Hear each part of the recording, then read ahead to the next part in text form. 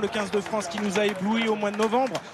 Les Irlandais avaient montré la voie face aux Blacks. Les Français derrière ont acquis une victoire historique face aux Néo-Zélandais et ont affiché leurs ambitions. L'équipe de France vise un titre cette année dans le tournoi Destination et ça passe inévitablement par un succès face aux Irlandais dans un stade à guichet fermé. On suit la sortie du 15 de France.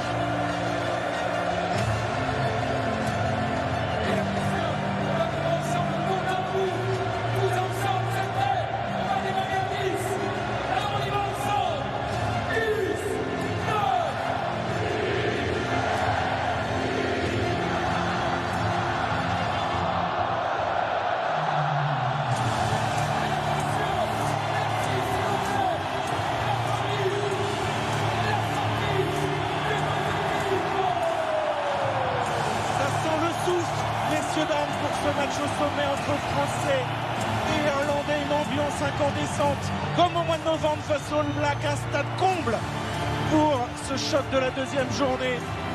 L'équipe de France qui vise une deuxième victoire consécutive et sous l'ère Fabien Galtier, c'est toujours arrivé dans le tournoi Destination, donc il y a de quoi être optimiste aussi avant ce match, Dimitri. Bien entendu, nous sommes optimistes, nous avons confiance à Antoine Dupont et tous les garçons qui sont alignés sur la feuille de match aujourd'hui, mais c'est vrai qu'on a le palpitant qui est un peu plus accéléré, on sent vraiment l'énergie des grands jours, des grands matchs face à une grande équipe irlandaise qui a frappé un grand coup la semaine dernière lors de l'ouverture du tournoi 2022.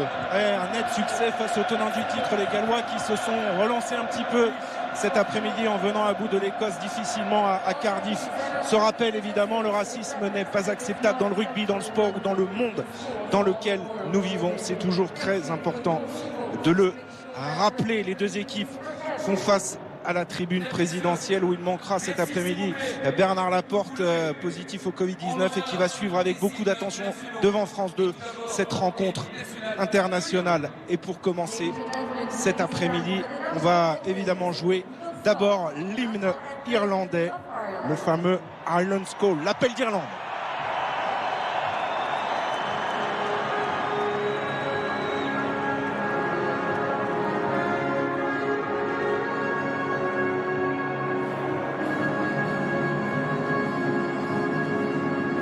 Avait perdu l'an dernier à Dublin face au 15 de France, 15-13. Et maintenant, en l'honneur des hommes d'Antoine Dupont, c'est l'heure des frissons et de la Marseillaise ici au Stade de France.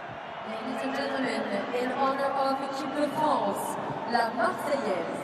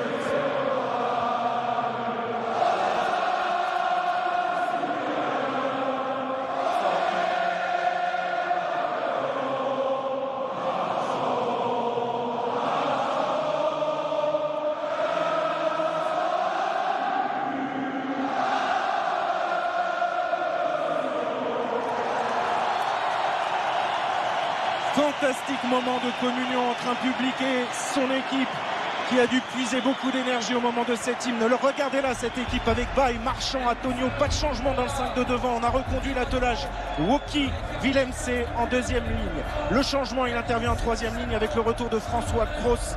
Il encadrera avec Anthony Gelon, le numéro 8 Grégory Aldrit. La charnière évidemment le capitaine Antoine Dupont associé à Romain Ntamak. L'autre changement C'est au centre avec la titularisation de Moefana aux côtés de Gaël Fickou. Le triangle derrière. Villiers, auteur d'un triplé face à l'Italie. Penaud et Melvin Jaminet, numéro 15 et buteur de cette équipe de France. En face, c'est du lourd. Cette équipe d'Irlande, 3e nation mondiale, avec une première ligne composée de porteurs. Keller au talonnage, Tack Furlong, pilier droit numéro 3. Le capitaine Ryan en 2e ligne, associé à Tack Burn, redoutable client. Une 3e ligne très complémentaire, puissante, avec Doris Conan, 3e ligne centre, et Van der Flier, flanqueur de cette équipe irlandaise. La charnière, Gibson Park en l'absence de Jonathan Sexton. C'est Carberry qui va fêter sa première titularisation dans le tournoi. Une paire de centres très complémentaires. Aki la puissance, Ringrose les crochets de feu. Et ce triangle Conway, Hansen et Keenan, voilà les acteurs de ce match. On reviendra dans quelques instants sur les bancs aussi parce qu'ils auront leur importance. Mais des duels, il y en a à tous les étages. Peut-être le meilleur pilier gauche du monde à l'heure actuelle, Cyril Baille, face à la référence au poste de pilier droit, Tack Furlong.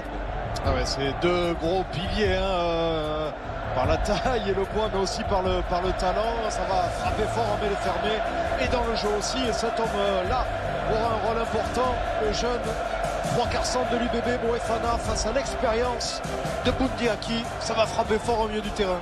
Tous les ingrédients sont réunis pour avoir un immense match de rugby. Et en plus, Hélène McCurdy, les conditions sont parfaites aujourd'hui au Stade de France. Ah, je dirais même idéal. Un petit coucher de soleil, une petite fraîcheur, mais les conditions sont idéales. C'est Antoine Dupont qui a gagné le toss et qui a choisi le coup d'envoi. Vous le voyez ici, l'arbitre de ce match est australien. Il s'agit d'Angus Gardner. Les acteurs majeurs de ce match sont prêts. On est prêts à vibrer derrière ce 15 de France, vivre une épopée qui, on l'espère, interviendra et se conclura sur un titre derrière lequel l'équipe de France court depuis maintenant 12 ans dans le tournoi Destination. C'est parti pour le coup d'envoi de ce match entre France et Irlandais, coup d'envoi donné par Romain Ntamama.